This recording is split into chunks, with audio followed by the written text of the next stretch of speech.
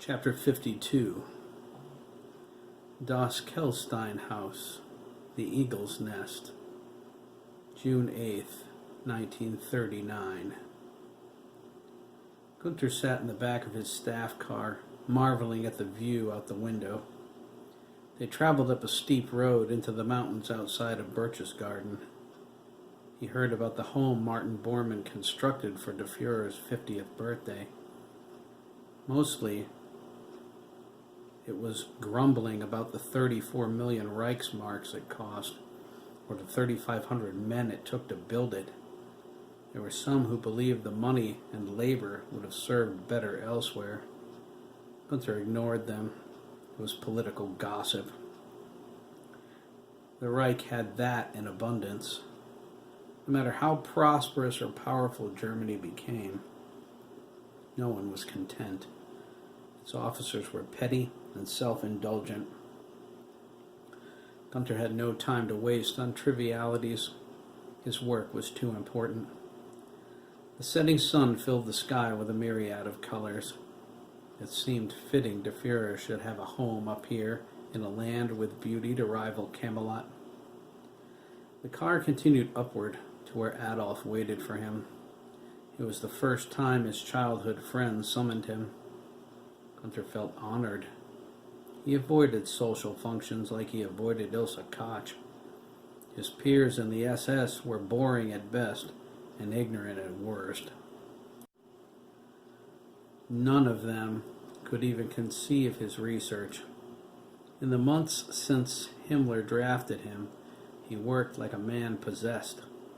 The power his rank brought him was supreme, yet it paled before the power he would create. Gunther secretly vowed to be the first one to taste what heretofore God reserved for himself. They completed the construction of his laboratory in less than a month. Himmler was true to his word and provided him with the most advanced equipment in the world. He requested human brains for his studies. Hermetically sealed tin cans arrived daily.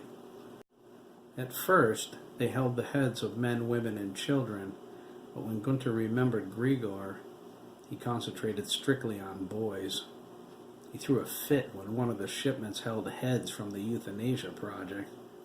A collection of mentally retarded brains wasn't going to help him in the slightest.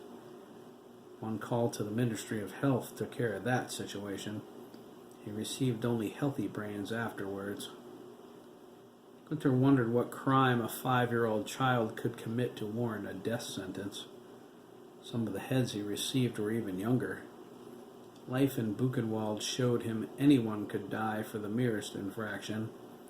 He witnessed a young boy clubbed to death for stepping on an officer's boot. Gunther was disappointed they crushed the boy's skull. He hoped to examine it thoroughly, since the heads he received were always soaking in preservative. He thought since he saw no evidence of the liquid the gypsy drained from her grandson's temple, the preservative was damaging it. He reported his lack of fresh heads problem to Himmler during his first scheduled briefing with the Reichsfuhrer. Himmler seemed confused. "If you need fresher samples here, Doctor," he remarked, "why not simply get them in Buchenwald?" "I am not sure I understand, Herr Himmler," Gunther replied. He thought their phone connection was bad. "What's to understand?" Himmler asked. "If you require a brain to study, order the guards to get one for you. There are as many condemned people in Buchenwald as there are in other camps. You need not have heads shipped to you. Simply claim them from the yard. No one will question your orders, I assure you." Gunther summoned a guard after hanging up. He doubted Himmler's sincerity, and to prove it, he ordered the guard to bring him someone's head. The guard coolly asked, "Male or female, Herr Doctor?" "Male." "Young or old?" the doctor asked. His expression never changed. "A boy, perhaps 13, Gunther told him. He was amused. The guard was playing along. "The head must not be damaged. You must beat the boy first." "And the body?" Gunther replied, "Burn it, for all I care." "Jawohl, Herr Doctor." The guard saluted. He walked out the door, went up the stairs, and into the yard. Gunther followed him, moving to the window to watch. The guard summoned a capo and ordered him to assemble a group of 13-year-old boys. The capo yelled into the yard and ran off. He returned a few minutes later with a group of 7 boys summoned from a work detail. The capo screamed at them as they fell into line, raging obscenities. He said they were filthy and they weren't standing up straight in the presence of the guard. He called them lazy and worthless. The capo berated them until one of the boys broke down in tears. He was small for 13. He had sandy brown hair and deep brown eyes. He fell to his knees, sobbing. The capo drew back his club, intending to bash him in the back of the head. The guard caught his arm and looked at him sternly. "Do not damage the head." The capo nodded. "Dismiss the others," the guard continued, waving the other boys away. "This one will do." The capo chased the other children away. He turned back to the weeping boy and kicked him in the crotch from behind. "I'll give you something to cry about, you sissy." The boy fell over, holding his groin and gasping for breath. The guard scowled and kicked him in the stomach. The capo joined in kicking the boy mercilessly until blood spewed from his mouth. The guard grabbed the capo by the shoulder and pulled him back. He gestured with his chin and told him to drag the boy behind the building. A woman in the distance broke free from her detail. She ran toward the guard, screaming, "Dieter!" The guard drew his pistol. "Ah, the communist," he muttered. He aimed carefully and shot her in the middle of her forehead. The back of her head blasted outward. She fell to the ground, twitching. "Mother," the boy choked, coughing up blood in a river. "So, you're the son of the communists, eh?" the guard asked, leaning down. "I understand Stalin himself is coming to rescue you." He laughed. "Bring him," he said to the capo. "The doctor requires his head." The guard led the way around the back of the building. Gunther moved to the rear window to watch. He was stunned by the guard's dark efficiency. He had no second thoughts about killing the boy. Gunther did, but only for a moment. The guard sent the capo to get something for him. The boy struggled to his feet twice while he was gone. Both times the guard knocked his legs out from under him. The boy spat at him the last time. The saliva landed in the middle of the guard's uniform. The guard was about to kick him again when the capo returned with an axe. He handed it to the guard. "Hold him," the guard ordered. He glared down at the boy. "Join your mother, communist." "Go to hell," the boy screamed. The capo rolled him over and knelt into the small of his back. The boy thrashed and twisted, but the capo was easily 3 times his weight. The guard raised the axe. "After you," he snorted, and brought it down. The blade made a sucking sound followed by a crunch as it neatly removed the boy's head. The capo gasped and jumped back, blood splashing into his face. The guard laughed as the boy's body spastically convulsed, rolling onto its back. A dark stain spread across the front of his pants. His hands opened and closed, grabbing at the empty air. The capo went ashen, backed up 2 more steps, and threw up. The guard reached down and picked up the boy's head by the hair. "When he's through thrashing about," he calmly ordered, "burn the body." "Yes, mind her," the capo choked. The guard said, "I have a feeling this isn't the last one. I suggest you garner a stronger stomach unless you intend to join the communist." Capos were mostly criminals, inmates placed in charge of the other inmates. Their cruelty was legendary. They were feared as equally as they were hated. The guard's threat made sense to Gunther. The Capo carried the headless body to the furnace. Some turned away, pretending not to see. Those who watched bore silent, tearful witness to another atrocity. Life in Buchenwald held little value for the disruptive. It was as if the guards were looking for a reason to kill them, and that reason wasn't hard to find. "Your death will serve a higher purpose," Gunther said. The guard walked to the front step, holding the boy's bleeding head away from him. Gunther opened the door. The guard asked, "Do you have anything to put this in, Herr Doctor? He's bleeding all over creation." Gunther gestured for him to wait. He returned with a round enamel bedpan. He held it out to the guard, who flopped the head into it. Gunther was startled for a moment, convinced the boy's sorrowful eyes were staring at him. He swore the child could still see. He examined the head, fascinated. He held it up by the hair and looked. The boy's dead gaze didn't follow him. Gunther assumed it was a trick of the light. His expression took on a subdued look of amazement. The guard noticed this, even though Gunther tried to hide it. "Something confuses you?" the guard asked. "Is there something else you require, Herr Doctor?" "It's nothing," Gunther insisted. He admitted, "I am just a bit taken aback. I did not know it was so simple to have someone killed." "You misunderstand, Herr Doctor," the guard corrected. He straightened his uniform. He ignored the bloodstains, but resigned to change soon. Having a person killed is no easy task. The inmates here, however, are mostly Jews, communists, and some Jehovah's Witnesses. They are subhumans, not real people. We need not feel remorse or regret for their deaths any more than putting down a rabid animal. He nodded at Gunther's rank insignia. "Your rank gives you the power of life and death, mein Herr. If you want a head, you'll get one. The people here are dead anyway. Does it matter how they die?" Gunther nodded. It would be simpler to have fresh samples rather than dealing with those damnable cans. He hated the chemical smell, too. He turned away and closed the door. He carried the pan to his lab and set it on the table. He placed his elbows on the corner and squatted down, examining the boy's facial structure.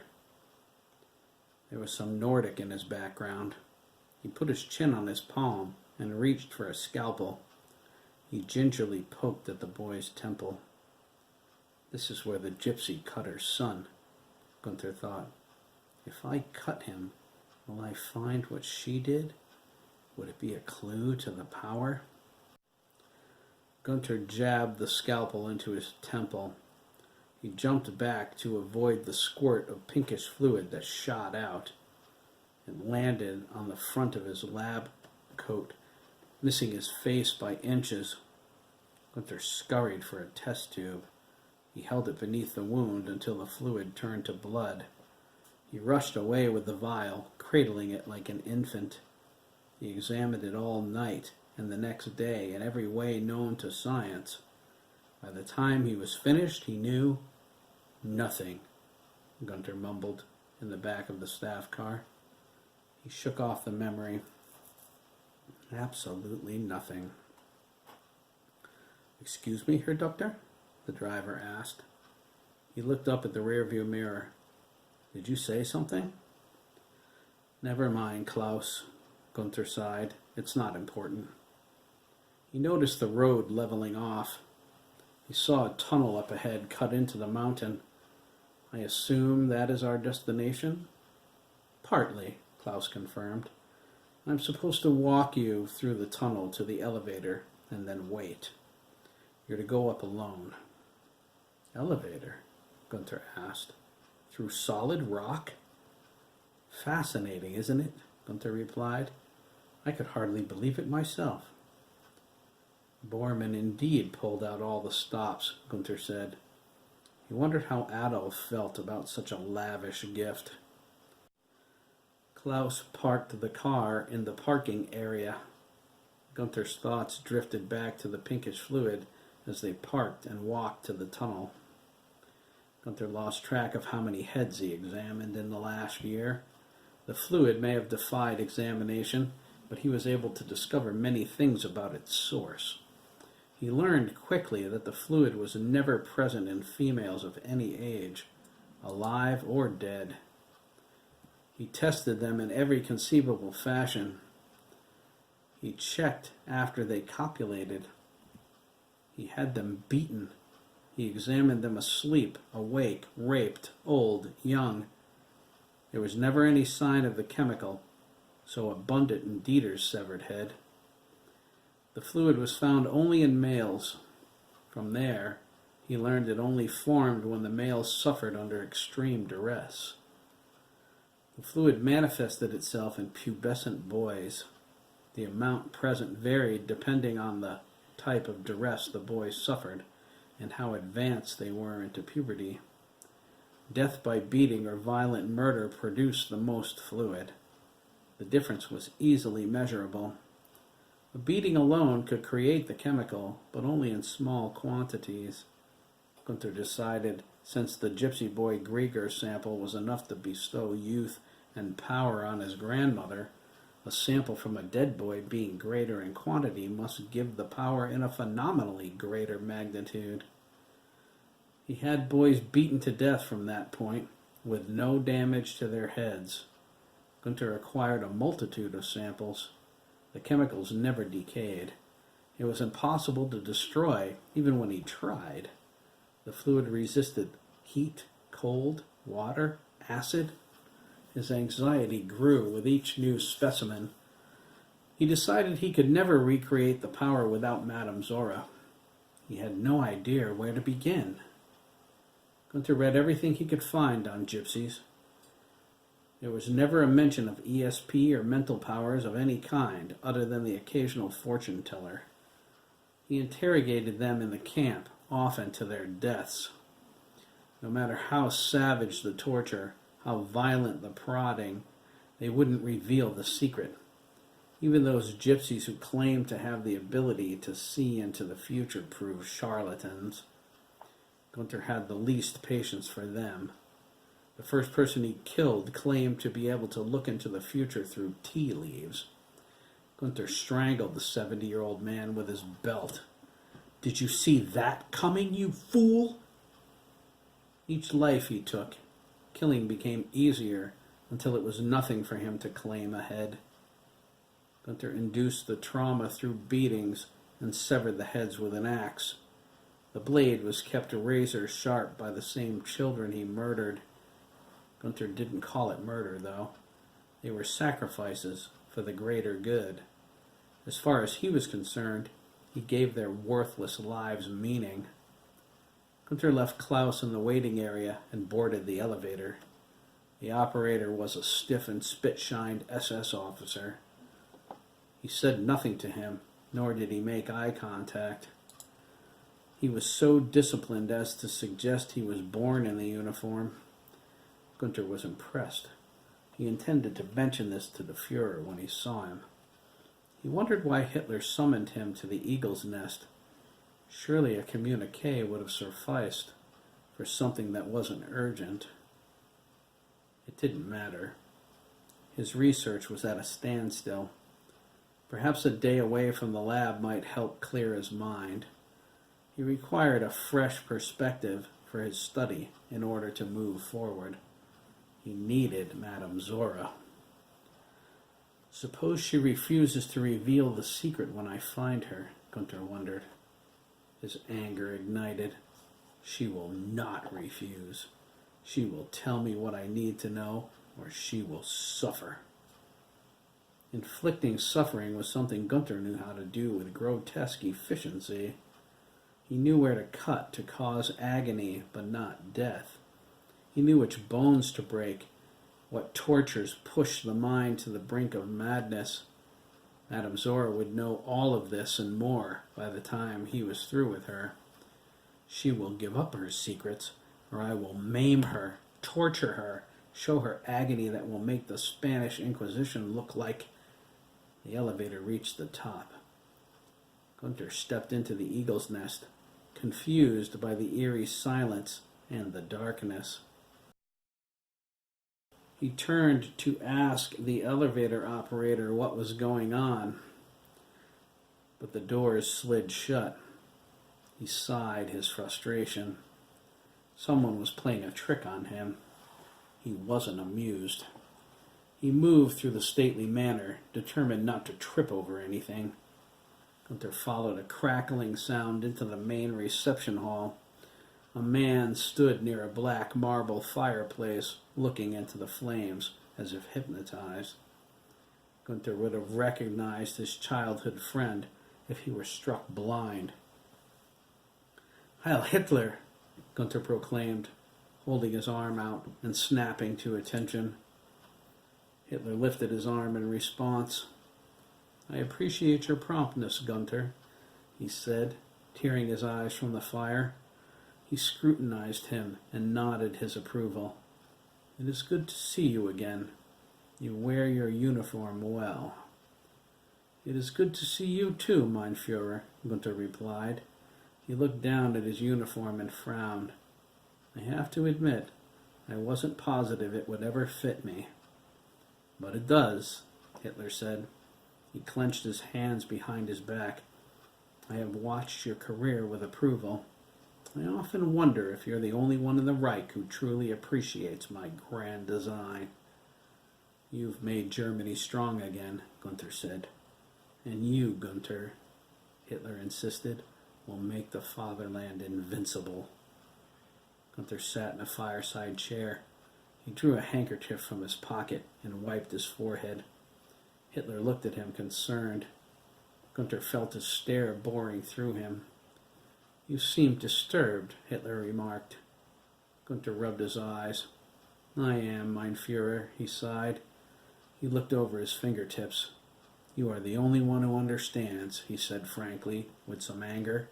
"You are the only one who knows as I do that the power is real. It exists." He felt his grip on his emotions slipping. "I am surrounded by fools without the slightest comprehension of what is out there, just beyond my reach." "Has someone interfered with you, Gunther?" Hitler asked, his eyes narrowing. "If they have, I will..." "No one has, mein Führer," Gunther said. He bit back on his anger. He leaned forward, his expression intense. "I have avoided the cliques and the trivialities of the command structure, Adolf. I've avoided the corruption and the petty bickering and focused my attention on my work." He sat back and crossed his arms. He lowered his head. "I am ashamed. I am no closer to learning Madame Zora's secret today than when we were boys." Hitler nodded. He turned back to the fire. "Have you wondered," he asked, glancing back, "why I summoned you here?" "I did," he admitted. He looked around the room, assuming the eagle's nest was his reason for being there. "It's a spectacular house." "The house?" Hitler exploded. He whirled around, glaring into Gunther's stunned expression. "You think I've had you come all this way just to see the house?" His brow furrowed. "Bormann," he snapped. "Does he not know how much I dislike being up so high? The house in the mountains." Hitler shook his fist.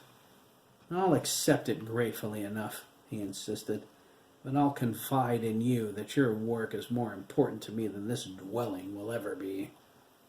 Hitler brushed his hair back, returning to the fire. Again, he locked his hands behind his back. Gunther stood stunned at the force of his voice and his presence. "Forgive me if I have offended you, mein Führer," Gunther offered. "Nonsense," Hitler snapped. "As far as calling our meeting here, I would rather have met you in Berlin." He snorted. "The King and Queen of England are in the United States. I won't bore you with affairs of state. I'll say this. Hitler paused. Gunther thought he saw a slight smile on the Fuhrer's face. What I have to tell you couldn't wait. Hitler was pleased. 1,000 thoughts rushed through Gunther's mind.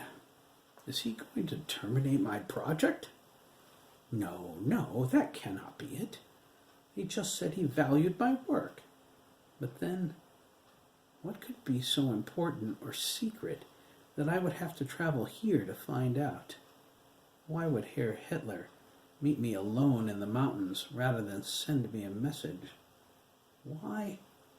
I sense your confusion, Gunther, Hitler said. He closed his eyes and continued with, Do you know how many times I have seen her face in my dreams? He shuddered. Those damnable glowing eyes, that voice straight out of the pit. I know, Gunther replied. He pursed his lips.